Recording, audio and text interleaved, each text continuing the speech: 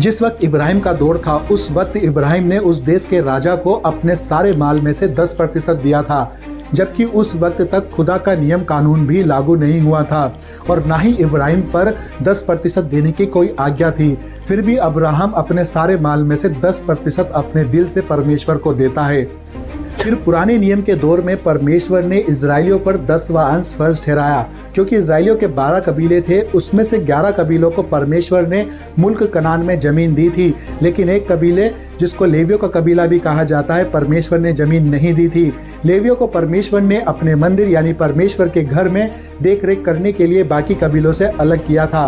अब क्योंकि उस वक्त लोगों का सारा गुजर बसर माल मवेशी अनाज उगाने से होता था और इजराइल के 11 कबीलों के पास जमीनें थी, तो वे अपने लिए अनाज उगा सकते थे और बैल पशु रख सकते थे।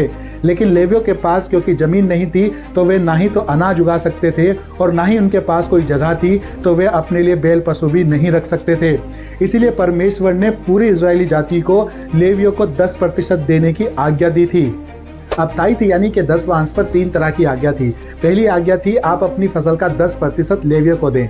दूसरी आज्ञा ये थी कि आप साल में एक बार यानी कि एक साल में एक बार अपने सारे माल का 10% लेकर किसी खास जगह पर इकट्ठा होकर परमेश्वर की सेवा करें और उस माल को खाएं और खुशी बनाएं। इस 10% को आपको किसी को नहीं देना था, बस आपने अपने लोगों के साथ इसको शेयर करना होता था।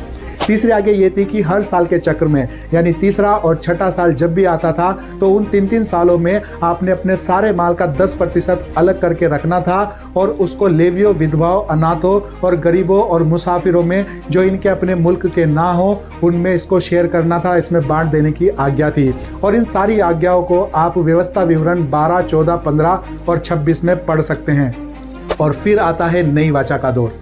इस दौर में नई वाचा में यीशु मसीह ने अपने चेलों को एक बार भी 10% देने की शिक्षा नहीं दी।